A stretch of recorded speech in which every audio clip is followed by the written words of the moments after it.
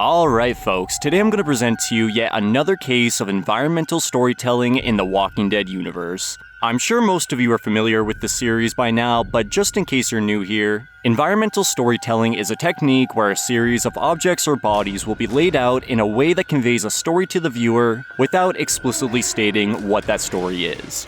In today's video, I'm going to be taking a closer look at the decrepit refugee camp left behind at the museum featured in The Walking Dead Season 9, Episode 1, which is implied to be a part of the Smithsonian due to its location, but was never actually specified as is in the episode itself. I'm going to structure this video by taking you through the story as it was first presented to us, before going back and attempting to piece together the evidence to figure out what happened here. These videos aren't meant to convince you I'm right or anything like that, just to keep conversations alive around smaller topics within this franchise. We'll probably never actually get answers to these questions anyway, so it's all just for fun in the end. If you have suggestions for future topics, let me know in the comments down below and drop a sub to see more videos like this.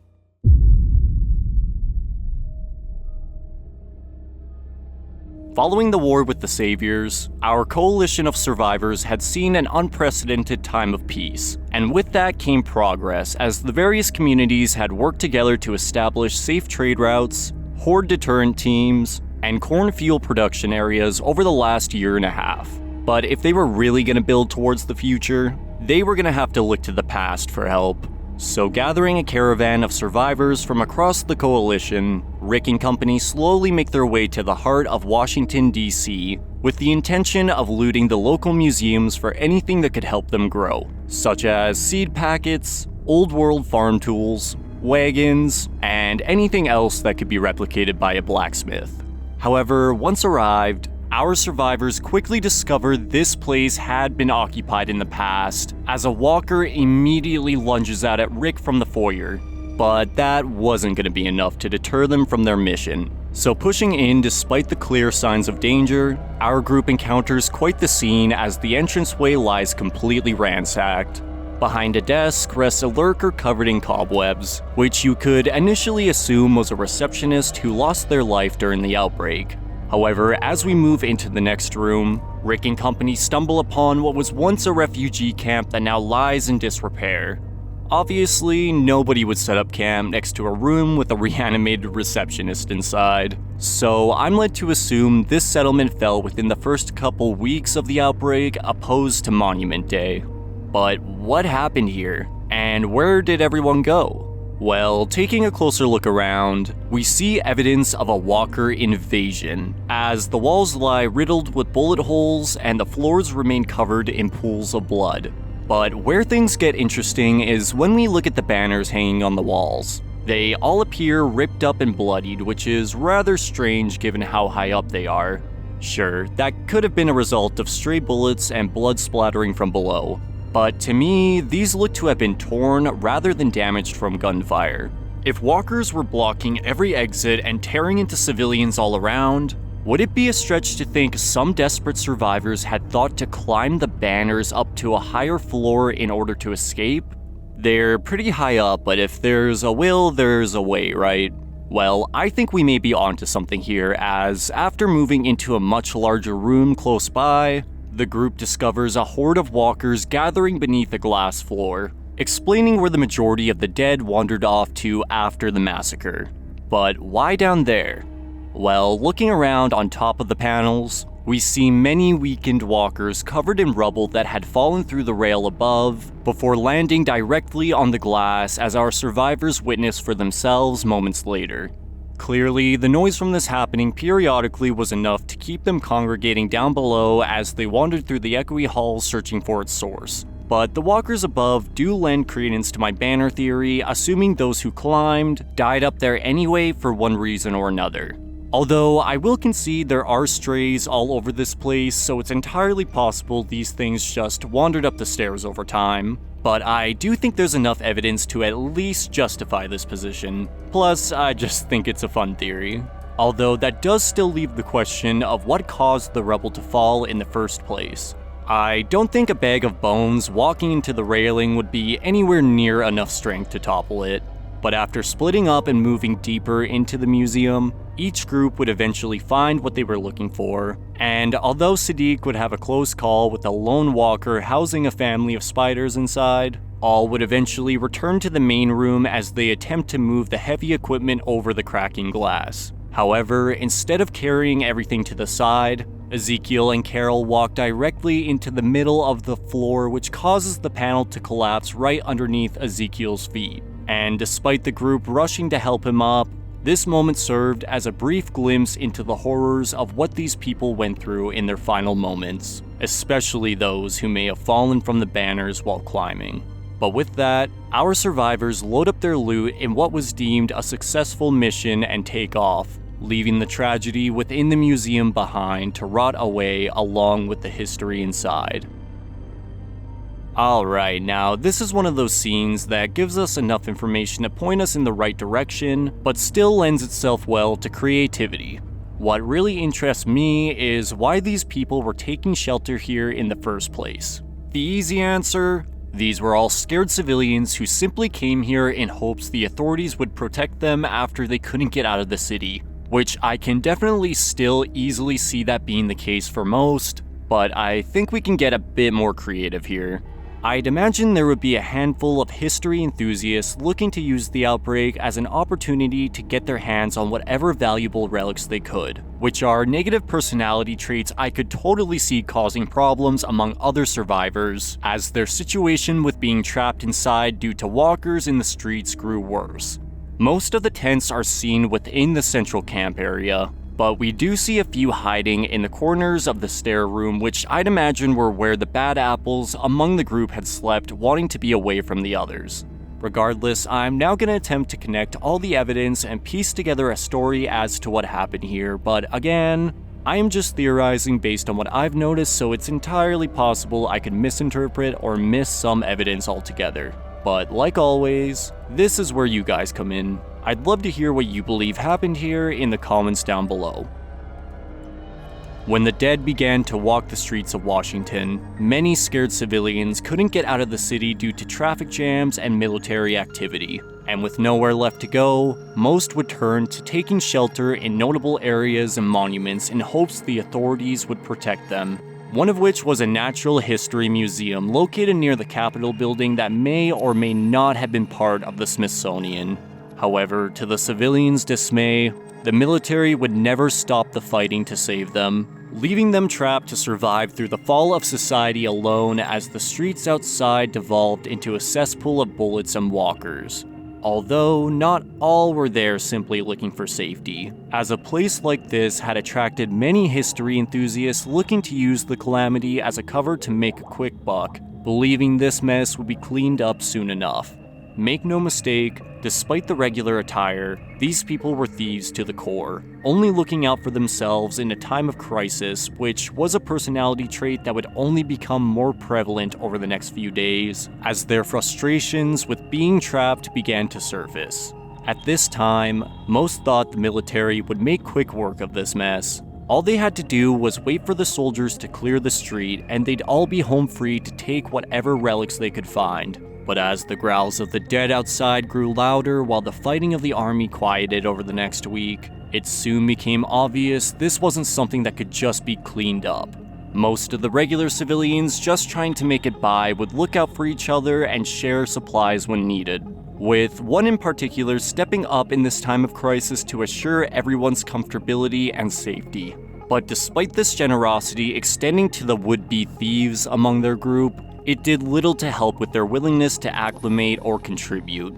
At this time, knowledge on the dead was little to none, so in spite of the few guns they had in their possession, they weren't going to be of much help as none knew headshots were what put them down. Until the walkers outside dispersed from the street on their own, they were going to have to live and survive together for as long as they could, whether they liked it or not. But with tensions continuing to rise as their resources neared their end, this place had started to feel almost as dangerous as the outside for the regular civilians. And although there were people willing to stick their necks out to keep the peace, the truth was they shared a camp with some unpredictable individuals who most suspected would leave them for dead if it meant their own survival, despite their constant generosity sharing supplies. But on the night of September 9th leading into the 10th, their situation would grow exponentially worse as what was left of the US government would order the Air Force to drop napalm on every major metropolitan city in the country as a last resort attempt to contain the dead in what would be referred to as Operation Cobalt. And for those trapped in the buildings below, this would look like hell on Earth as the infrastructure above began to crumble down onto the unsuspecting survivors, which is what I believe could have caused the first deaths outside our view of the main camp. Even the bad apples who had chosen to isolate themselves were seeking protection from the others and taking shelter in the main room, as the fear of getting crushed by rubble was enough to make them comply with their rules. But between the lack of knowledge on turning no matter how you die, and the noise of the firebombs distracting them, it wouldn't be a surprise that within minutes, those who had already passed from the rubble falling would reanimate and dig into the unaware civilians taking shelter, in turn adding to the dead's numbers as they themselves turn before blocking all exits and continuing the cycle. Again, most weren't aware at this time that headshots were what put them down. So instead of helping the situation, the gunfire just made it far worse as ricochets would injure some of their fellow camp members, costing them their lives. There was absolutely no way out of the room as each of the hallways were becoming a bloody mess. And even if they could get to the front door, the walkers or the flames outside would surely end them instead.